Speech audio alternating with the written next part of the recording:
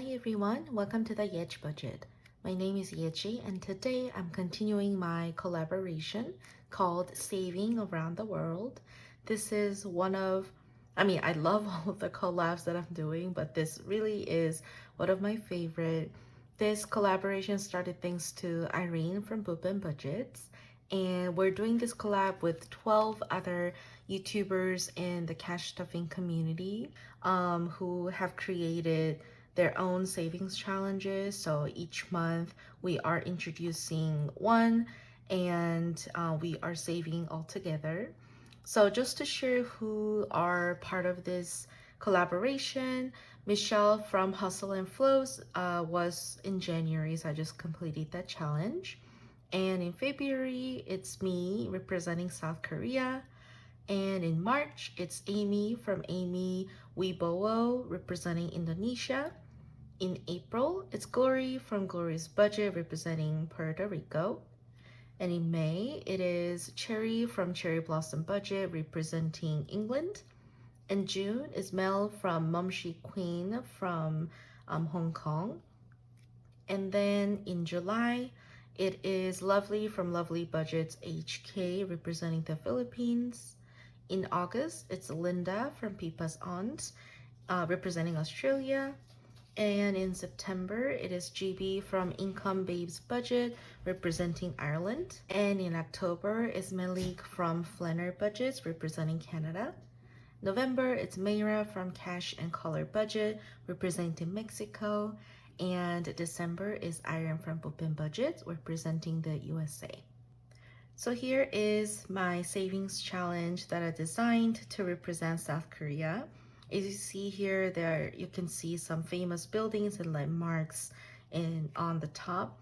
And then the bottom, I added all these wonderful, delicious food and drinks that I love. And I thought it would be fun to do savings challenge around that and save $1 per food and drink, but add one more dollar if you haven't tried it yet.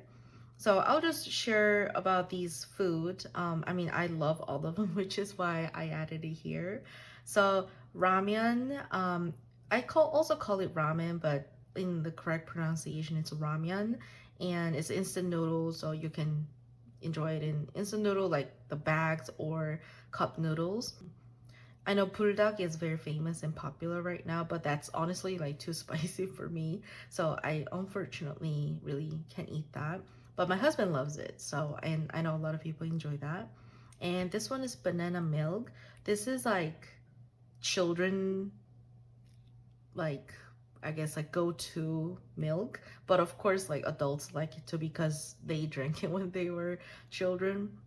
And it tastes so good. Like if you see it, try it. There's also a strawberry flavor and honeydew flavor, I think. So yeah, please give it a try. It's so good. And tteokbokki is this spicy food. I would say it's a street food. And it's made out of like rice cake and some fish cake, and you can add like boiled eggs, like a bunch of stuff. And it really is street food, but nowadays it became more like branded. So it is more expensive, but I really miss that more inexpensive, just easy street food that I found in front of my high school, middle school. So that really is my favorite kind of tteokbokki. And this one is Korean barbecue. I think that's pretty straightforward.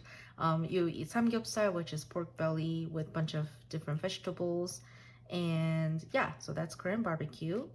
And Korean corn dog. This I would say is a little different from the corn dogs that I had in the States. It has more, I think it's like bigger first of all, and there are like many different kinds of corn dogs. Some has these like potato chunks outside, some has mozzarella cheese inside. It's like, ugh, so good. And I also love the ones where they like coat it with sugar. I know it's not healthy. Yeah, many of these food that I listed here that I like are not healthy. Just keep that in mind. But yeah, the corn dog coated with sugar. That one, at first I was like, ugh, I don't like to like feel the sugar on my tongue, if that makes sense. but when you actually try it, it's like so good. So I hope you give it a try. And this one is bibimbap. Basically, it has rice in the bottom, and then there are different kinds of vegetables on top. You can add meat if you want, or you don't have to. And I usually put fried egg on the top as well. And you put gochujang, which is the spicy sauce, and you mix it all together. Some people serve it in this hot stone plate, which makes it like keep it really warm, and also the bottom, the rice gets really crispy, which is like so good. And some people eat it in just like regular plate or bowl. And you can also eat it cold. Rice should be a little warm, but you can put like bunch of vegetables that are refrigerated and just put everything together. And either way, like hot or cold, it tastes really good. In Korean rice wine, we call it makgeolli. I'm I don't really drink, so I don't really love it. But makgeolli, if you mix it with Sprite, it tastes really good. And then soju, I think many people know and enjoy this. Again, I don't really drink, but there's a lot of like flavored ones. And if I have to drink it, I go for peach flavor soju because it's like really good. And again, I mix that with Sprite just to make it easier to drink. And kimbap is basically like roll on seaweed. You put rice and you put any vegetables, any meat, or even spam, or even tonkatsu, chicken, like whatever you want in it, and then you roll it. Whenever we go on a field trip, my mom would make this and pack it in lunchbox. So it's kind of like a picnic food. Um, but now it became like I don't know, it's like so creative now. People put like bunch of different stuff and they make it really healthy without rice and things like that. So that's kimbap. And bingsu is shaved ice.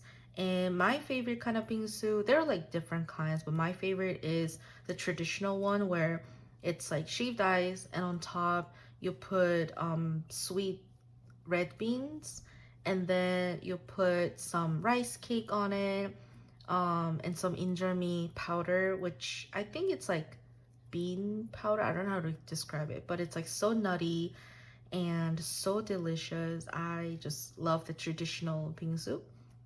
And then kimchi, I think that's pretty straightforward. It's a fermented napa cabbage, and we usually make this in winter.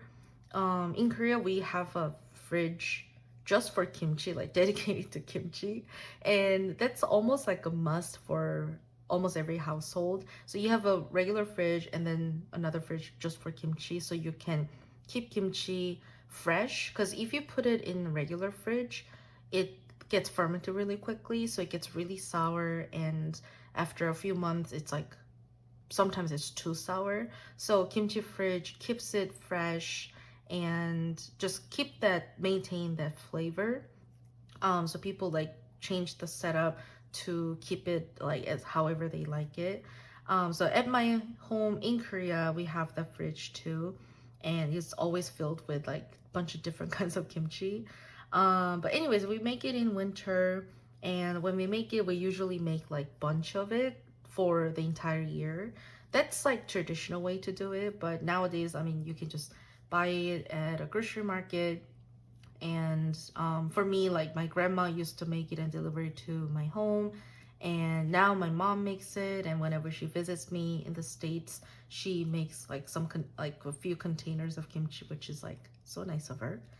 And then the last but not least is dalgona, which is, I think people call it sugar cookie. You might have seen it in the show Squid Game. So this used to be like a, how do I say, really cheap, not healthy snack that we will get in front of our school. Like when we are done with school, we will go out, and then there are some people, usually like just one person, sell like making it right there and selling it. And when I was young, it was like 10 cents, I would say, per cookie, which is so cheap. So I would like get it, and then they would like put different kinds of shapes on it, and we use a needle to like break it. And if we did it right and then get the shape safely, then they would give me another one for free, which is so fun. So it was really nostalgic snack that I love, and I see a lot of people making it at home. It's like really easy to make it. You just need sugar and baking soda, I think. So that is definitely one of my favorite snacks.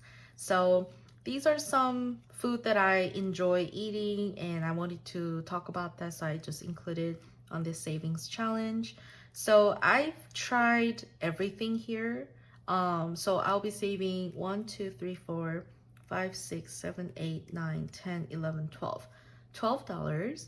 And of course, if you're trying this savings challenge, check off everything that you have tried. And if you haven't tried it yet, you will save one more dollars if you would like.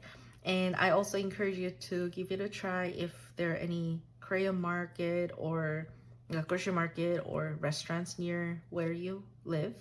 Yeah, so that was the savings challenge, which is a February version for the saving around the world. You can download this from my Kofi shop for free, and feel free to also visit all these wonderful YouTubers channels, subscribe and check out their content. They are all amazing, and I'm just so fortunate to be part of this fun collaboration.